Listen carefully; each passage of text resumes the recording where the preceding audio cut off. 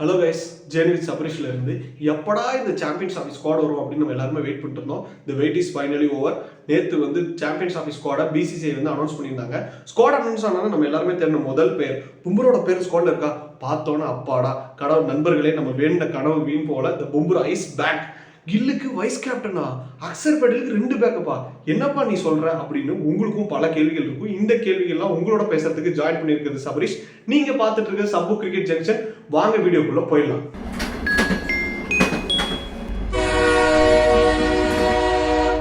Guys, நமக்கு வந்து ஓவராலாக ஸ்குவாடோட ரிவ்யூவை பார்த்துடலாம். ஸ்குவாடை நம்ம எப்படி பார்க்க போகிறோம் அப்படின்னு பார்த்தீங்கன்னா, batsman, wicket keeper, all-rounders, spinners ஒவ்வொருத்தரையும் பிரித்து பார்த்துடலாம். ஃபர்ஸ்ட் நம்ம பார்க்க போகிறது பேட்ஸ்மேன் எடுத்துக்கிட்டோன்னா Rohit Sharma as a captain. பார்க்கும்போது நிறைய பேச்சுவார்த்தைகள் இந்த சீரீஸை ஸ்டார்ட் பண்ணுறதுக்கு முன்னாடி பார்டர் கவாஸ்கர் டிராஃபி முடிச்சோன்னா அவ்வளோதான், இந்த சீரீஸை வந்து கண்டிப்பாக வந்து ரோஹித் வந்து ட்ராப் பண்ணிட்டாங்க, இனிமேட்டு வந்து ஹர்திக் பாண்டியா தான் லீட் பண்ண போகிறாரு சாம்பியன்ஸ் டிராஃபிக்கு அப்படிங்கிறது பல சுத்தமான நல்ல உருட்டுகள் இருந்துச்சு. ப்ரெஸ் கான்ஃபரன்ஸ் ரோஹித் வரும்போதே நமக்கு தெரிஞ்சு போச்சு ரோஹித் தான் லீட் பண்ண போறாருன்னு. Next Shubman Gill vice captain. Note the point, vice captain. இந்த இடத்துல பல கொஸ்டின்கள் இருக்கு. அடுத்த பேட்ஸ்மேன் யார் அப்படின்னு பார்த்தீங்கன்னா விராட் கோலி அண்ட் ஸ்ரேயாஸ் ஐயர், எஸ்எஸ்வி ஜெய்ஸ்வால். பார்த்தீங்கன்னா கில் வைஸ் கேப்டனா ப்ரோ, கண்டிப்பாக பல யங்ஸ்டர்ஸ் பல எக்ஸ்பர்ட்ஸ் வந்து சொல்லிக்கிட்டு இருந்தாங்க கில்லுக்கு வந்து பிளேயிங் லெவலில் இடம் கிடையாதுன்னு. கண்டிப்பாக அந்த பாயிண்ட் நான் வந்து அக்செப்ட் பண்ணிக்க மாட்டேன். ஏன் அப்படின்னு சொல்கிறேன் அப்படின்னு பார்த்தீங்கன்னா, ஓடிஐயில் டெஸ்ட் அண்ட் T20 விட்டுருங்க, ஓடிஐக்கு ஒரு பர்ஃபெக்ட் பிளேயர் கில் அப்படின்னு வந்து சொல்லலாம். ஒரு 58 ஆவரேஜ் வச்சிருக்கவங்களை எப்படிங்க ட்ராப் அவுட் பண்ணுவீங்க? கண்டிப்பாக அது அவருக்கு அது ஒரு டிசர்வான பிளேஸ் அப்படிங்கிறது எந்த வித சந்தேகமும் கிடையாது. நிச்சயமாக அவருக்கு வந்து அந்த பிளேஸ் கரெக்டான பிளேஸா இருந்தாலும் வைஸ் கேப்டனா யோசிக்கிறாங்களா, இடமே இல்லைன்னு சொல்லிட்டு இருந்தாங்க, இவர் வைஸ் கேப்டன் கொடுத்துருக்கீங்களே அப்படின்னு பல கேள்விகள் இருந்தாலும் எனக்கும் கண்டிப்பாக ஒரு பிளேயருக்கு அந்த இடம் இல்லைங்கிறதுல வந்துட்டு கண்டிப்பாக நான் ஒத்துக்க மாட்டேன். ஆனால் அவரோட வைஸ் கேப்டன்சி மேலே எனக்கும் சில டிபேட்ஸ் இருக்குது. என்ன அப்படின்னு பார்த்தீங்கன்னா, உங்களுக்கு பார்த்தீங்கன்னா நீங்கள் வந்து பும்ராவை வந்து ஒரு இன்ஜுரி இருக்கார், இன்ஜுரியிலேருந்து வரப்போறாரு, ஆடுவாரா, எத்தனை மேட்சஸ் ப்ளே பண்ண போறாருன்னு தெரியல, அதனால நீங்கள் வந்து அவரை வைஸ் கேப்டனாக யோசிக்கல அப்படிங்கிறது ஓகே. நெக்ஸ்ட் ரிஷப் பண்ணிட்டு உங்களுக்கு பிளேயிங் லெவலில் இடம் இருக்கா அப்படின்னு தெரியல, நீங்கள் அவரையும் யோசிக்கல ஓகே. அப்போது நீங்கள் ஒரு KL ராகுலுக்கு போயிருக்கலாமே ப்ரோ, அவருக்கு ஏஜ் பார் ப்ரோ அப்படின்னு சொன்னீங்கன்னா, சூரியகுமாருக்கு T20 கேப்டன்சி கொடுத்துருக்கீங்க. எனக்கு இதெல்லாம் வந்து உண்மையாலுமே புரியல. போன வேர்ல்டு கப்புக்கு ஹர்திக் பாண்டியா வைஸ் கேப்டனாக இருந்தார், இந்த வாட்டி ஏன் பாண்டியாக்கு வைஸ் கேப்டன் கொடுக்கல அப்படிங்கிறது தெரியல. அப்போ அவர் இன்ஜுரி ப்ரோன்னு சொன்னீங்கன்னா பும்ரா அப்புறம் யாரு? அது மாதிரி எனக்கும் பல கேள்விகள் இருக்கு.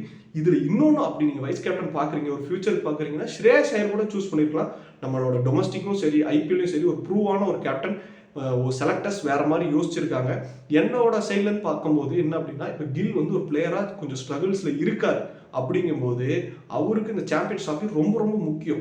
அவரோட பேட்டிங்கில் மட்டும்தான் கான்சென்ட்ரேட் பண்ணும். ஒரு வைஸ் கேப்டன் கொடுத்து ஒரு தலைவலியை மேலே அவருக்கு எடுத்து வச்சுட்டாங்களோ, ஒரு பொறுப்பெடுத்து வச்சு அவருக்கு ஒரு தலைவலி சின்னதாக கொடுக்குறாங்களோ அப்படின்ற ஒரு சின்ன எனக்கு ஒரு தாட்ஸ் இருக்குது. உங்களோட தாட்ஸையும் நீங்கள் கமெண்ட் செக்ஷனில் சொல்லலாம். அதனால நான் வந்து எப்படி யோசிச்சிருப்பேன் அப்படின்னா, கண்டிப்பாக வைஸ் கேப்டனாக இல்லைப்பா, நீ ஒரு பிளேயராக கண்டினியூ பண்ணு, நீ வந்து உன்னோட பொட்டன்ஷியலை காட்டு, இது வந்து உன்னோட ஆட்டம் கபிலா, நீ இறங்கி ஆடு அப்படின்ற மாதிரி அவர் வந்து பிளே பண்ணுறதுக்கு அவர் வந்து இன்னும் கொஞ்சம் ஃப்ரீடம் கொடுத்துருக்கலாமோ. வைஸ் கேப்டனோட பேர்டன் கொஞ்சோண்டு மண்டையில் இருக்குமோ. நம்ம பார்க்கும்போது பார்த்தீங்கன்னா இது ஒரு சின்ன டோர்னமெண்ட், கண்டிப்பாக வந்து கேப்டனுக்கு தான் நிறைய வேலை இருக்கும் போது நம்ம ஃபைனல் போனால் தான் ஃபர்ஸ்ட் 5 ஓடியே ஆட போகிறோம். அதனால வந்து ஒரு பெரிய ப்ரெஷர் இருக்காது அப்படின்னு நினைக்கிறேன். ஆப்வியஸ்லி நமக்கு வந்து நிறைய ஆடிட்டு இருக்க பிளேஸ் விராட் கோலி, KL ராகுல், அவங்க இந்த எக்ஸ்பீரியன்ஸான பிளேஸ்ல டீம்ல இருக்காங்க. அதனால வைஸ் கேப்டன் இவருக்கு பெரிய ரோல் இருக்காது அப்படின்னு நம்பி இந்த பாயிண்ட் நம்ம வந்து அப்படியே லீவ் பண்ணிக்கலாம். நெக்ஸ்ட் பார்த்தீங்க அப்படின்னா, விராட் கோலி 2023 வேர்ல்டு கப் எப்படிப்பட்ட ஒரு செய்கை அப்படின்னு நமக்கு எல்லாருக்குமே தெரியும். ஸ்ரேயாஸ் ஐயர் அந்த ODI வேர்ல்டு கப் செம்மையா அவரோட இம்பாக்ட் நல்லாவே தெரிஞ்சு, அது இல்லாமல் இப்போ டொமஸ்டிக்லையும் கலக்கிட்டு இருக்காரு மனுஷன். அதனால அவரும் கண்டிப்பாக இப்போ இல்லை, அவருக்கு முன்னாடி இருந்து ஒரு ஸ்பின்னர் ஆடுற விதமாக இருக்கட்டும், கண்டிப்பாக 4ல ஸ்ரேயாஸ் ஐயர் தான் இருக்கணும் அப்படின்றது எனக்கு ரொம்ப நாள் தாட் இருந்திருக்கு. நெக்ஸ்ட் பார்த்தீங்கன்னா SSV ஜெய்ஸ்வால். இப்போ உங்களுக்கு இன்னொரு ப்ராப்ளம் என்ன அப்படின்னு பார்த்தீங்கன்னா, கில்ல வைஸ் கேப்டனாக போட்டதுனால நீங்கள் வந்து கில் இப்போ பர்ஃபார்ம் பண்ணினா அவரை ட்ராப் பண்ணவே முடியாது. உங்களுக்கு ரோஹித் சர்மா கேப்டன், இன்னொன்று கில் வைஸ் கேப்டன், இவங்க 2 பேரையும் ட்ராப் பண்ணவே முடியாது. ஜெய்ஸ்வால் ஒரு பேக்கப் ஓப்பனர் எடுக்கணும்னு எடுத்திருக்காங்க, கண்டிப்பாக அவருக்கு கேம் டைம் கிடைக்க போகுது. நெக்ஸ்ட் அப்படியே விக்கெட் கீப்பருக்கு போயிடுவோம். விக்கெட் கீப்பர் எடுக்கும்போது KL ராகுல் இப்போ நம்ம 2023 வேர்ல்டு கப்பில் பார்த்தோம், ஆஸ் அ கீப்பராகவும் சரி ஒரு பேட்டராகவும் சரி செம்மையாக பர்ஃபார்மன்ஸ் கொடுத்தாரு. கண்டிப்பாக அவர் தான் ஆப்வியஸ்லி 11ல் இருக்க போறாரு.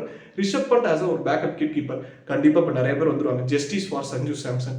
எனக்கு புரியுது நண்பா, கரெக்டாக பார்த்தீங்க அப்படின்னா இப்போ வந்து உங்களுக்கு மேலே வந்து லெஃப்ட் ஹேண்டர்ஸே சுத்தமாக கிடையாது, அதனால ரிஷப் பண்ட் எடுத்துக்கிறது வாய்ப்பு இருக்குது. அது மட்டும் இல்லாமல் ஸ்ரேயாஸ் ஐயர் எப்படி பர்ஃபார்ம் பண்ணுறாரு, ஸ்ரேயாஸ் ஐயர் அண்ட் KL ராகுலுக்கு பர்ஃபெக்ட் பேக்கப்பாக ரிஷப் பண்ட் இருப்பார் அப்படின்னு தான் செலக்டர்ஸ் வந்து யோசிச்சிருக்கிறாங்க.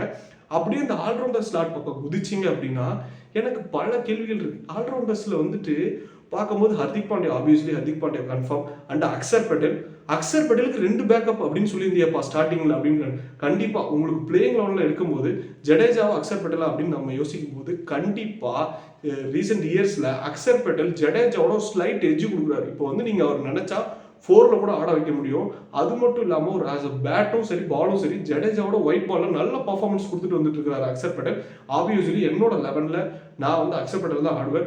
அப்படி பார்க்கும்போது நீங்கள் 2 பிளேயர்ஸ் அவங்க கணக்குப்படி 2 பிளேயர்ஸ் ஆடினீங்கனாலுமே வாஷிங்டன் சுந்தர் வெளியில தான் இருக்கணும். அவரை இதுக்கு எதுக்கு இத்தனை ஒரு பேக்கப் அப்படின்ற மாதிரி தான் இருக்கு.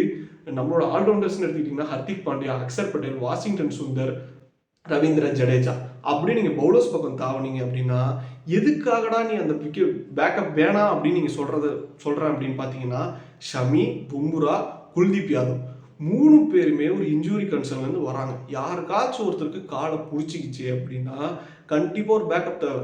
அதுக்கு தான் ப்ரோ அர்ஷதீப் இருக்காரு அப்படின்னா அர்ஷதீப் நான் பிளேயிங் லெவலில் தான் வச்சுப்பேன். ஒரு பேக்கப் சீமர் இருந்தால் கண்டிப்பா வந்து ஒரு எஃபெக்டிவா இருந்திருக்கும் அப்படின்னு சொல்லலாம். அந்த ஸ்லாட்ல தான் கொஞ்சோண்டு ஒரு இடத்த வேஸ்ட் பண்ணிட்டாங்களோ அப்படின்னு வந்து தோணுது.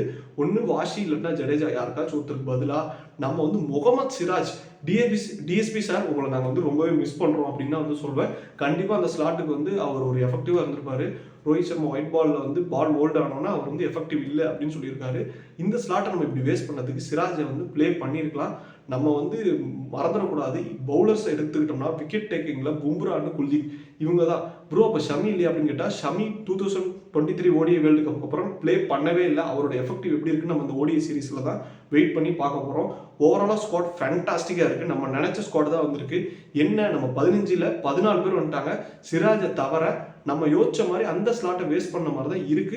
ஸ்குவாடை சொல்லிட்டு உன்னோட 11 என்ன அப்படின்னு சொல்லி என்னோட 11 என்ன அப்படின்னு பார்த்தீங்கன்னா ஓப்பனிங் ரோஹித் சர்மா, கில் இவங்க 2 பேருக்கும் backup Jaiswal, 3rd Virat Kohli, 4th Shreyas Iyer, 5th KL ராகுல். ஸ்ரேயாஸ் ஐயர் அண்ட் கேஎல் ராகுலுக்கு பேக்கப் ரிஷப் பண்ட். 6th பிளேஸ்ல ஹர்திக் பாண்டியா, 7th அக்சர் பட்டேல், 8th ஹர்ஷதீப் சிங். அக்சர் பட்டேலுக்கு பேக்கப் ரவீந்திர ஜடேஜா அண்ட் வாஷிங்டன் சுந்தர்னே வச்சுக்கலாம். 8th Harshdeep Singh, 9th Mohammed Shami, 10th Jasprit Bumrah, 11th Kuldeep Yadav.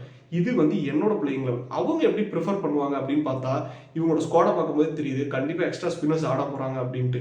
அதனால அவங்க அக்சர் அண்ட் ஜடேஜா 2 பேருமே பிளேயிங் லெவலில் வச்சுட்டு அர்ஷதீப் ஒரு பேக்கப் சீமராக உள்ளே போகிறதுக்கு நிறையாவே வாய்ப்பு இருக்குது. இது வந்து அவங்க ப்ரிப்பேர் பண்ண ஒரு 11ஆக இருக்கிறதுக்கு வாய்ப்பு இருக்குது. இதே மாதிரி தான் உங்கள் 11 இருக்கணும் அப்படிங்கிறது எந்தவித எதுவும் கிடையாது. நீங்கள் உங்களோட தாட்ஸை தாராளமாக கமெண்ட் செக்ஷனில் நீங்கள் சொல்லலாம். உங்களோட 11 எப்படி இருக்குங்கிறது நானும் பார்த்து தெரிஞ்சுக்கிறேன். பார்த்தீங்கன்னா ப்ரோ ஸ்குவாட் எப்படி ப்ரோ இருக்குது, ஸ்குவாட் என்ன கப் அடிக்குமா அப்படின்னு நீங்கள் கேட்குறது எனக்கு புரியுது. ஓவராலாக நம்ம எல்லா டீமோட ஸ்குவாடையும் கண்டிப்பாக பார்க்கணும். இப்போ இருக்க டீம் இந்தியா வந்து கண்டிப்பாக ஒரு செமிஃபைனல் போய் செமிஃபைனலே கிராக் பண்ணுற ஒரு ஸ்குவாடாக தான் தெரியுறாங்க. ஒரு ஃபேண்டாஸ்டிக் ஸ்குவாடாக தெரியுறாங்க. நல்ல ஒரு எஃபெக்டிவாகவும் இருக்குது. எப்படி ப்ளே பண்ண போகிறாங்க அந்த ODI series and starting matches எப்படி ப்ளே பண்ண போகிறாங்கிறது நம்ம வெயிட் பண்ணி தான் பார்க்கணும். அது மட்டும் இல்லாமல் பும்ராவோட இன்ஜுரி கன்சர்ன் February 1st வீக்லாம் தெரியும்னு சொல்லியிருக்காங்க.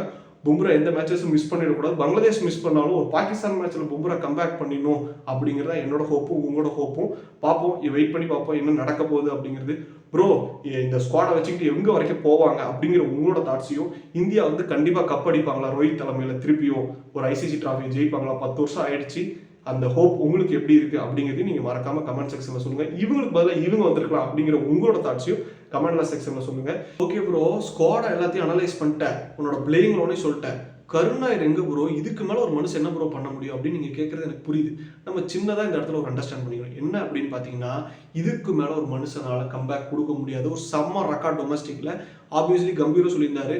ஓடிஐயில் நாங்கள் விஜய் ஹசாரே பார்த்தோம். ப்ரோ அதான் நல்லா பர்ஃபார்ம் பண்ணியிருக்காரு. அப்புறம் என்ன ப்ரோ, கண்டிப்பாக சூப்பராக பர்ஃபார்ம் பண்ணியிருக்காரு, எந்தவித சந்தேகமும் கிடையாது. இருந்தாலும் எடுத்த உடனே நம்ம சாம்பியன்ஸ் ட்ராஃபி அப்படிங்கிற ஒரு இதுக்கு கொண்டு போகிறத விட்டுட்டு இதுவே ஒரு பைலேட்ரல் சீரீஸாக இருந்தால் நீங்கள் கேட்குற மாதிரி நானும் சட்டையை பிடிச்சி நம்ம எல்லாம் சேர்ந்து கேட்டிருக்கலாம், எங்கே ப்ரோ இதுக்கு மேலே கருணாயர் என்ன ப்ரோ பண்ண முடியும் அப்படின்னு சொல்லிட்டு. அதனால இது ஒரு பைலேட்ரல் சீரீஸாக இருந்தால் உங்களுக்கு சான்ஸ் கிடைச்சிருக்கும். இப்போ இந்த சாம்பியன்ஸ் ட்ராஃபிக்கு அப்புறம் வர பைலேட்ரல் சீரீஸில் கண்டிப்பாக கருணாயரோட பேர் இருக்கும் அப்படின்னு சொல்லிட்டு நம்ம நம்புவோம். ஓகே காய்ஸ், அடுத்து வந்து India vs England T20 start ஆகும் போது என்னோட ஸ்குவாட் ரிவ்யூ அண்ட் என்னோட பிளேயிங் லெவனையும் நானும் ராஜேஷ் சேர்ந்து அந்த வீடியோ பண்ணியிருக்கோம். அடுத்த வீடியோவில் சந்திப்போம். Signing off, Sabarish. முடிஞ்சால் சப்ஸ்கிரைப் பண்ணுங்கள். Okay guys, see you, bye.